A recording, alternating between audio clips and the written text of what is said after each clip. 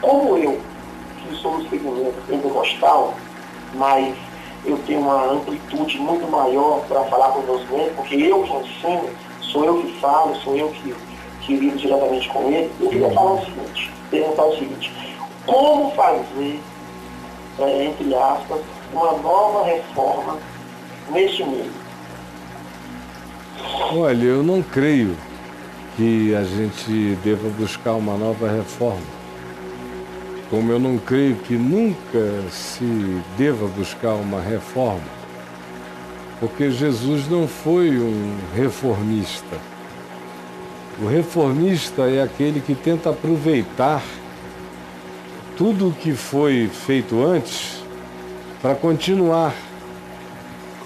Eu até creio em reformismo político e de gestão, quando nitidamente o que você teve antes é algo que tem uma quantidade boa de coisas que foram bem feitas e dão para aproveitar. Isso secularmente falando, em gestão, política, história, organização, a gente não tem que chegar zerando e inventando a roda.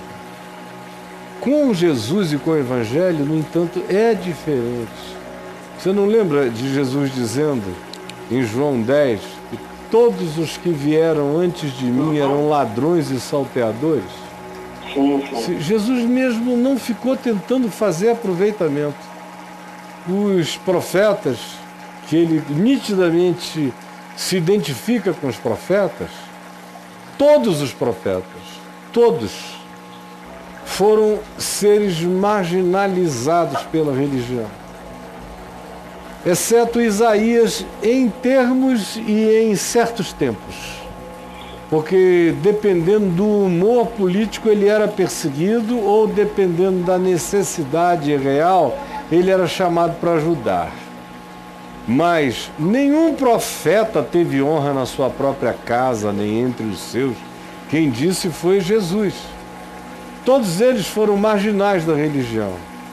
Isaías, Jeremias, Ezequiel, todos esses. Daniel não era um marginal da religião, porque a religião tinha sido destruída no templo de Jerusalém, enquanto Daniel cresceu no exílio. E a sinagoga estava sendo criada, ainda não tinha nem sido bem desenvolvida no exílio. Então, Daniel sobreviveu de si mesmo, com comunhão com 4, 5, 10, 20, com pessoas próximas a ele.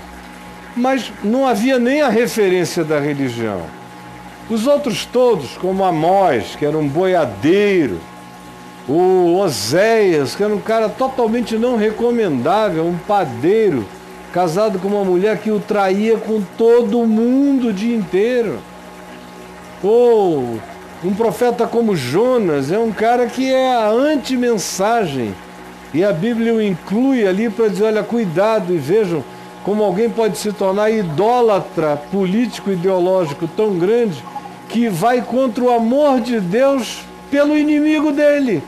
Só porque o cara é inimigo do profeta, o profeta fica com ódio daqueles aos quais Deus ama.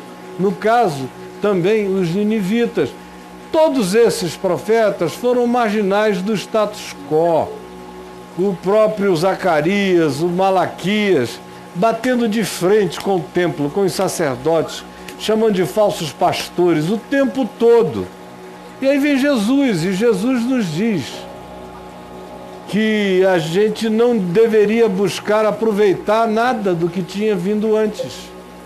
Ele diz, olha, isso aqui vigorou até aqui, daqui começa outra coisa. Começa outro mundo. Aí ele responde a pergunta sobre esse aproveitamento do processo religioso, dizendo que ninguém põe remendo de pano novo em vestes velhas, porque o pano novo vai corroer a veste velha, que não tem estrutura para aguentar o pano novo.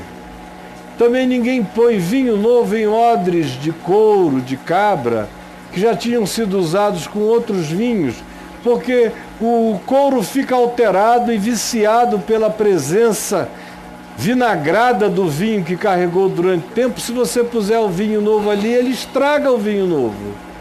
E Jesus está dizendo isso, olha, a estrutura de Israel é como um odre velho, avinagrado, não comporta o reino, não comporta o vinho novo.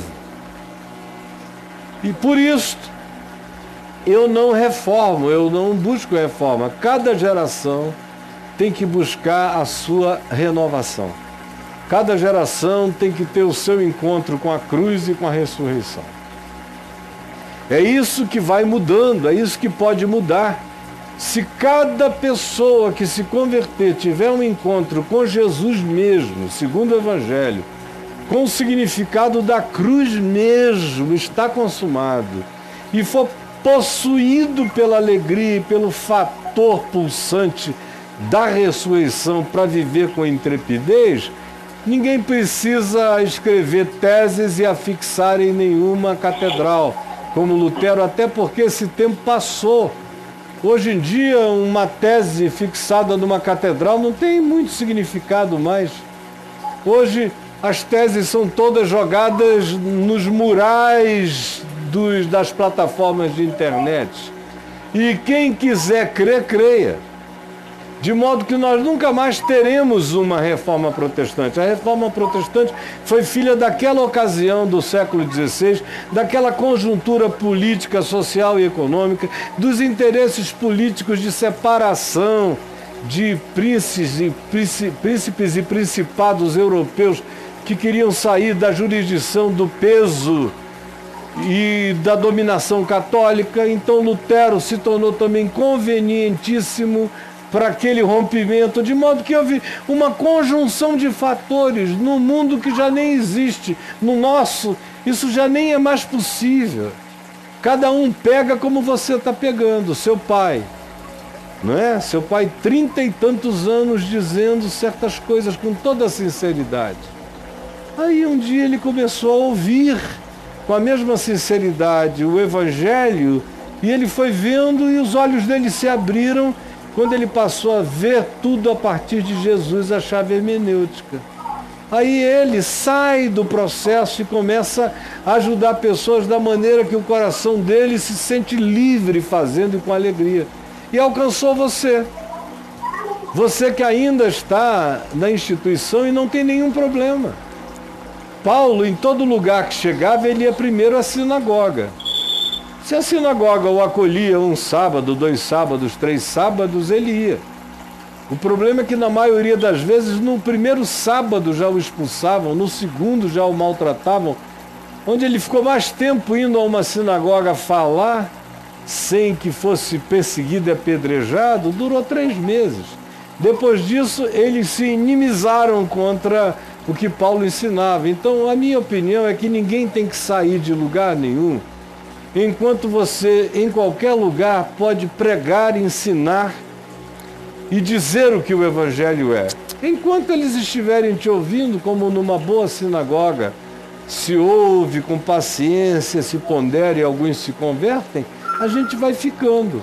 Agora, se eles vierem contra nós e quiserem que a gente venha abjurar a nossa fé, desfazer daquilo que não pode mais ser desfeito, porque foi um poder de ressurreição e de encontro com a verdade que nos esmagou, e nós não temos mais para quem ir se não seguir com ele. Aí, se a imposição for ou nós ou isso, não precisa nem dizer que eu já estou onde eu estou. Eu não tenho que negociar com mais ninguém.